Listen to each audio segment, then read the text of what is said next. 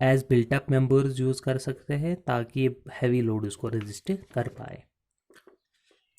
ये तो थी बात टेंशन मेंबर्स क्या होते हैं, इनमें लोड्स कैसे होते हैं और कौन कौन से टाइप्स के हमारे पास टेंशन मेंबर्स हैं। अब डिज़ाइन ऑफ टेंशन मेंबर्स की तरफ बढ़ने से पहले हम देखते हैं डिज़ाइन कंसेप्ट्स। पहले कुछ कंसेप्ट सीखते हैं और देखते हैं कि बिहेवियर क्या है टेंशन मेंबर का अगेंस्ट लोड। पहली बात जो डिज़ाइन में आपको याद रखनी है वो ये कि जो टेंशन या स्टील मेंबर्स होते हैं इनका जो वेट होता है कम होता है। इसकी वजह से जो इनकी डेंसिटी होती है वो बहुत ही ज़्यादा होती है स्टील की। इस वजह से इनका जो वेट है या डेड लोड है जिस उनकी वजह से जो मोमेंट्स वगैरह या फोर्सेस आ जाते हैं वो बहुत ही कम आते हैं, इसलिए हम उनको नेगलेक्ट करते हैं और डिज़ाइन में अपने हम इनका डेड वेट यूज़ नहीं करेंगे। और हम देखते हैं कि axial tension member. Axial tension member किसको कहेंगे? एक ऐसा टेंशन मेंबर जिसमें लोड एक्चुअली लग रहा हो along longitudinal axis of the member, that axis passing through center of gravity of the member। अगर ऐसे लोडिंग की पोजीशन है कि वो एक लॉन्गिट्यूडनल एक्सिस से पास हो रहा है जो कि सेंटर ऑफ ग्रेविटी से पास हो रही है तो उसको हम कहेंगे एक्शियल टेंशन मेंबर्स। दूसरा केस हमारे पास है इसेंट्रिकली लोडेड टेंशन मेंबर्स का। अगर हम देखें इसेंट्रिकली टेंशन मेंबर्स जो लोड होता है उनमें along this centroidal longitudinal axis act नहीं होता है। एक्शियल टेंशन मेंबर्स जो है वो बहुत ही एफिशिएंट होते हैं इन रेजिस्टिंग लोड और बहुत ही इकोनॉमिकल भी होते हैं क्योंकि स्ट्रेस जो है ड्यू टू इसेंट्रिसिटी वो इनमें नहीं आती है। और दूसरी बात जो है डक्टिलिटी ऑफ स्टील स्ट्रक्चर। ये तो चाहे हम बात करें कनेक्शंस की या टेंशन मेंबर की या कंप्रेशन मेंबर्स की या बीम्स की, हर एक जगह पे जो है इसका यूज़ होता है। डक्टिलिटी का यूज़ होता है यूनिफॉर्म करता जो होता है वो यूनिफॉर्म स्ट्रेस डिस्ट्रीब्यूशन के लिए होता है। एक मेंबर पे जब हम लोड अप्लाई करते हैं तो due to this ductility stress get is uniformly transmitted. अब इसको समझने के लिए आप एक केस ले लो। जैसे कोई हमारे पास एक मेंबर है और उसको हम लोड दे रहे हैं हैवी लोड। उस हैवी लोड की वजह से क्या होगा, जो मेंबर है उसमें जो स्ट्रेस है बहुत ज़्यादा आएंगे और अगर इतना हैवी लोड हुआ कि इसमें जो स्ट्रेसेस है वो बियॉन्ड यील्ड स्ट्रेंथ जो है या बियॉन्ड यील्ड स्ट्रेस जो है इसमें मेंबर में प्रोड्यूस हो रहा है, तो हम इसको कहते हैं कोलैप्स कंडीशन।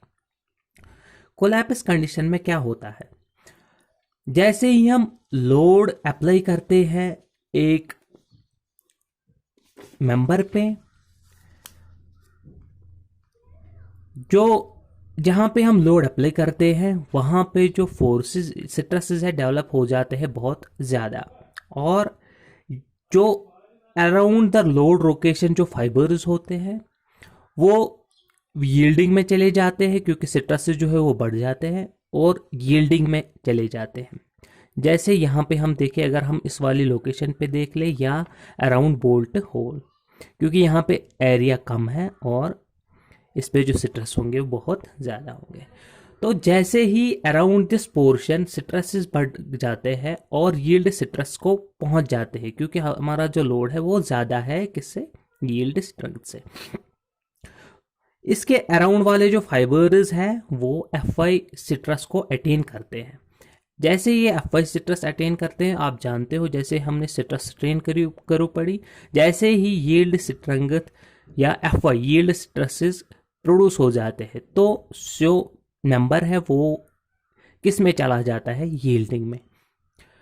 यहाँ वाले जो फाइबर है ये भी यील्डिंग में चले जाएंगे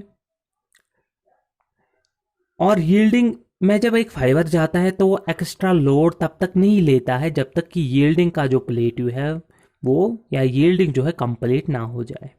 उसके बाद ये लोड कब लेगा, जब ये स्ट्रेन हार्डनिंग में पोर्शन में चला जाएगा। तो जैसे ही लोड लगा, स्ट्रेसेस जो है वो इंक्रीज हुए, Fy यील्ड स्ट्रेसेस पहुंचे, तो यहाँ पे क्या होगा कि ये वाले स्ट्रेसेस जो है, ये वाले फाइबर्स जो है यील्ड करेंगे। जब तक ये यील्ड करेंगे तब तक जो एक्स्ट्रा स्ट्रेस है, क्योंकि लोड जो बहुत ज़्यादा है, वो डिस्ट्रीब्यूट हो जाएगा इन वाले फाइबर्स में। और जब तक ये वाला फाइबर यील्ड करेगा तब तक ये वाले फाइबर्स अटेन करेंगे यील्ड स्ट्रेस। तो कंक्लूजन हमारा ये है कि जब कोलैप्स कंडीशन हो या लोड्स बहुत ज़्यादा हो तो जो क्रॉस सेक्शन है वो यूनिफॉर्मली स्ट्रेस्ड होता है due to yielding property of या डक्टिलिटी जो हम कहते हैं of steel. In case of collapse condition, you will say a uniform stress distribution across the member. अगर हम अब बात करें जब लोड हम लाइट लोड हम अप्लाई करते हैं एक मेंबर पे, वो लोड जो है विद इन प्रोपोर्शनलिटी लिमिट होता है, या जो इस मेंबर में जो स्ट्रेसेस होते हैं वो यील्ड स्ट्रेंथ से कम होते हैं। तो उस टाइम क्या होता है, यहाँ पे हम देखते हैं कि जब हम एक लोड अप्लाई करते हैं जो उसके अराउंड जो एरिया है वो बहुत कम होता है जो इस लोड को पहले एट द बिगिनिंग रेजिस्ट करता है। ये वाला एरिया जो है ये हाईली स्ट्रेस्ड एरिया होगा और इसी में जो है स्ट्रेसेस बहुत ज़्यादा होंगे। उसके बाद जो स्ट्रेसेस जो है ट्रांसफ़र करना शुरू होंगे इन एडजेसेंट फाइबर्स में, और विद द रिजल्ट यहाँ पे जो हमारे पास वो एक मेंबर है जिसको हमने कनेक्ट किया है किसी एक मेंबर से, उसके लिए हमें क्या करना पड़ता है, हमें कनेक्शंस देने पड़ते हैं। जैसे यहाँ पे हम बोल्ट्स यूज़ करेंगे तो हमें इसमें क्या करना पड़ता है, एक बोल्ट होल बनाना पड़ता है।